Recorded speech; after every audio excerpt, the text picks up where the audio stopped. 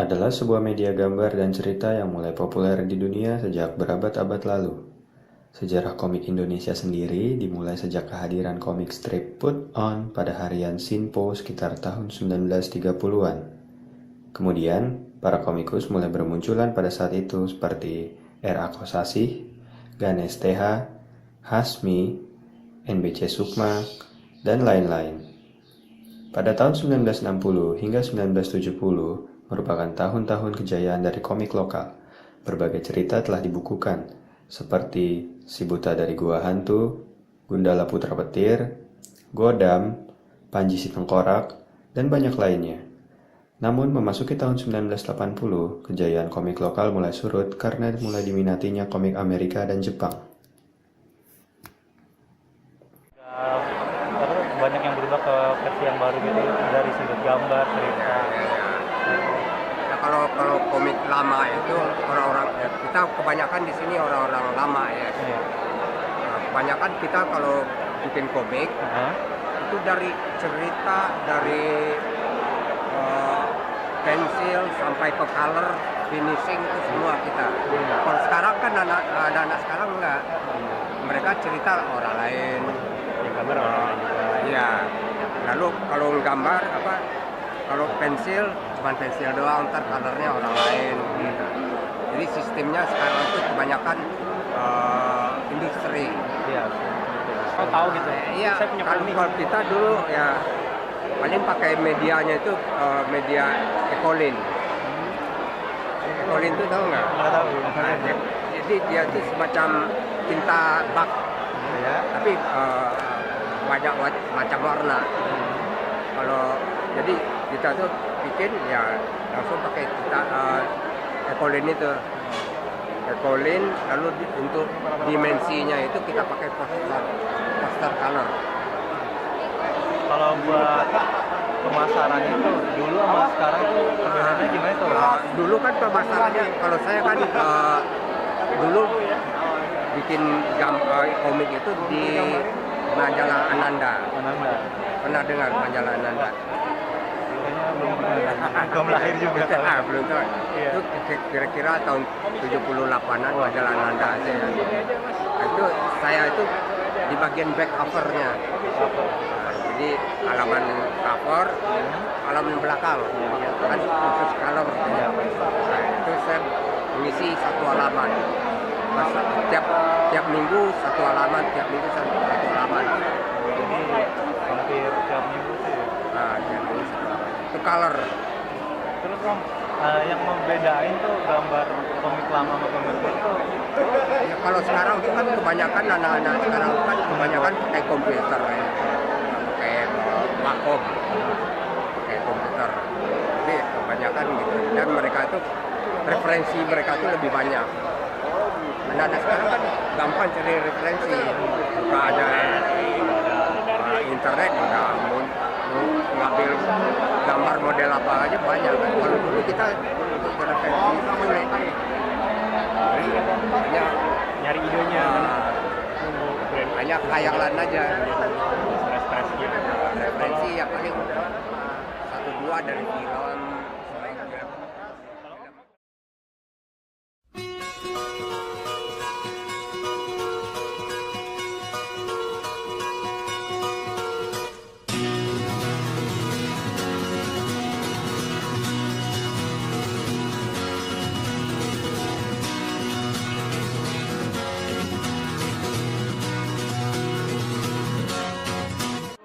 Ngehit-ngehitnya komik-komik silat tuh zaman-zaman 80 Ya, 90. mungkin karena saya pas kecil juga didongengi silat, jadi Jadi gampang itu. bikin itu.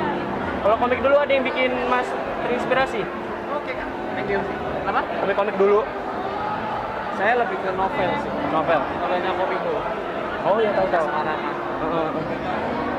Sama Wiro sih Wiro Sableng. Wiro Sableng tuh kalau bikin pendekar kan unik-unik pendekar. Nah, aplikasikan di sini.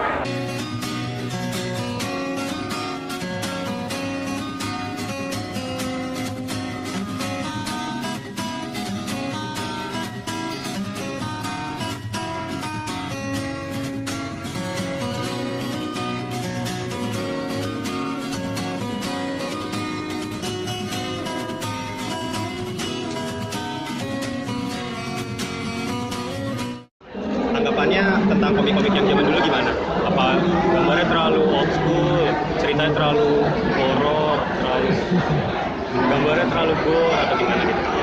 Saya sebenarnya ini sih apa ya, nggak terlalu Gambar komik lokal. masih terlalu muda sebenarnya saya, jadi nggak nyampe pas zamannya itu juga. Cuman paling ya beberapa komik sisa-sisa yang masih bisa dilacak itu saya sempat baca juga.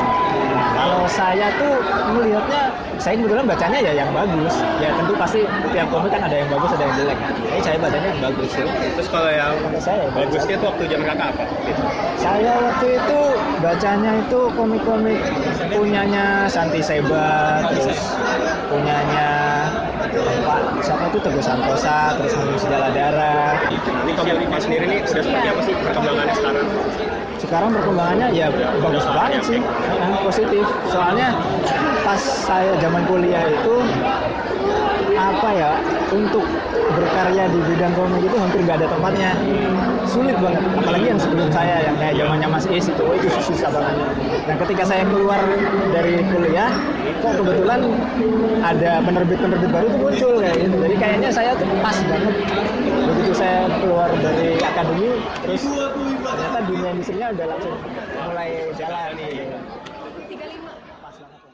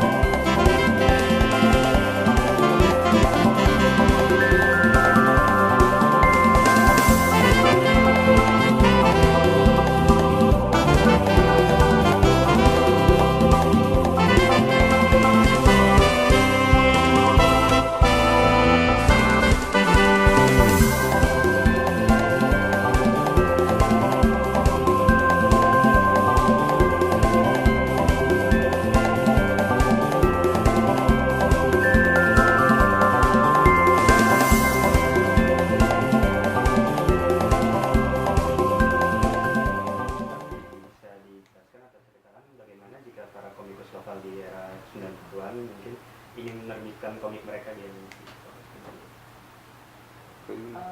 Komikus lokal. Iya. Komikus lokal era 90-an ya. Iya. Sebenarnya sih kalau misalnya mau diterbitkan di MNC, itu kita kembali lagi ke melihat cerita dan muatan komiknya begitu. Kalau misalnya sekarang kan kita maksudnya kan kita sekarang sama-sama sudah mengakui ini komik Indonesia lagi naik lagi gitu. Nah, tapi walaupun dia dalam posisi komik Indonesia lagi naik lagi, banyak yang suka, secara cerita itu juga ada perubahan dibanding yang era-era tahun 80, 90 seperti itu. Jadi makanya sekarang kalau misalnya kita kan MNC itu di bawahnya punya koloni ya. Koloni itu yang khusus menerbitkan komik-komik lokal. Nah, di situ kita kalau misalnya ketika ada submisi atau ketika ingin menerbitkan komik, kita bisa lihat ceritanya dulu nih gitu. Apakah dengan perkembangan komik Indonesia yang sekarang yang banyak yang suka dan istilahnya orang-orang yang suka itu apakah akan menyukai cerita ini seperti itu, apakah akan menyukai gaya gambar seperti ini gitu. Tapi itu bukan berarti kita menutup kemungkinan untuk komikus yang istilahnya gaya gambar tahun 90 atau gimana, itu kita nggak menutup sama sekali, tapi kita memikirkan juga secara cerita gitu. Lalu secara misalnya komikus ini sudah punya banyak fans gitu, sudah punya banyak, asal dia mengeluarkan karya gitu, fansnya pasti wah gitu. Seperti misalnya kalau misalnya kita kan Kak Sleta Kartika gitu, ketika dia mengeluarkan karya apa saja fansnya pasti wah gitu, Kak Sleta nih gitu. Itu sih kita melihat dari banyak sisi sih sebenarnya. Bisa tolong jelasin kenapa harga komik lokal itu biasanya lebih mahal dari komik impor? Misalnya kalau komik Asweta kadang suka lebih mahal dari harga Naruto atau Bleach.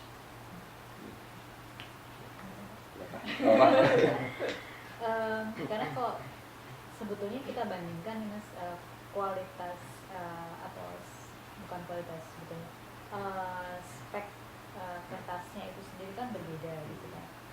Kertas yang dipakai oleh komik-komik luar, komik-komik Jepang khususnya, itu terbuat dari kertas koran. istilahnya namanya kertas koran. Sedangkan untuk komik-komik lokal, komik-komik Indonesia kita pakai kertas yang namanya book paper. Nah, book paper ini memang dari bahannya karena memang agak lebih tebal nih, dia memang secara harga memang lebih mahal. Jadi secara ongkos produksi memang sebetulnya lebih tinggi gitu kan, secara ongkos produksi cetaknya. Selain itu kami juga mengambil kebijakan untuk memberikan harga yang lebih tinggi pada komik lokal adalah karena ini adalah bentuk apresiasi kami pada komikus-komikus Indonesia gitu kan. Karena kita tahu belum banyak sebetulnya komikus Indonesia yang secara profesional ada di dunia ini, dalam arti memang hidupnya hanya dari komik gitu kan. Kebanyakan yang kita dengar ini mereka menerbitkan komik gitu, tapi untuk menutup biaya sehari-harinya mereka melakukan pekerjaan yang lain. Itu yang banyak terjadi.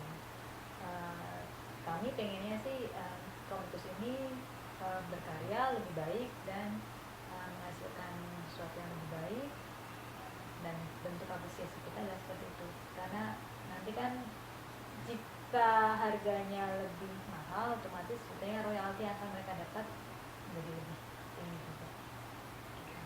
Harapannya untuk komik Indonesia, komikus kreator lokal ke depannya? Harapannya sih tentu kalau dari saya pribadi sih, saya sih senang banget ya dengan semakin banyaknya acara gitu yang berhubungan dengan komik lokal nih. Jadi kalau dulu kan cukup sulit mencari nama siapa sih komikus Indonesia sekarang yang terkenal. Kalau sekarang cukup mudah mencari, kita harus mengacu ke siapa itu udah ketahuan ya. Oh ya, yang si A, B, C gitu ada itu. Dan memang itu muncul di setiap acara. Harapan kami sih, kalau saya pribadi harapannya acara semacam ini akan lebih banyak itu, dan akan menarik perhatian mereka yang generasi di bawahnya Sweta, di bawahnya Jaka gitu kan, di bawahnya Haryadi gitu, untuk mulai melirik ada nih profesi yang namanya komikus gitu. Dan tentu saja ini akan bisa meramaikan dunia kreatif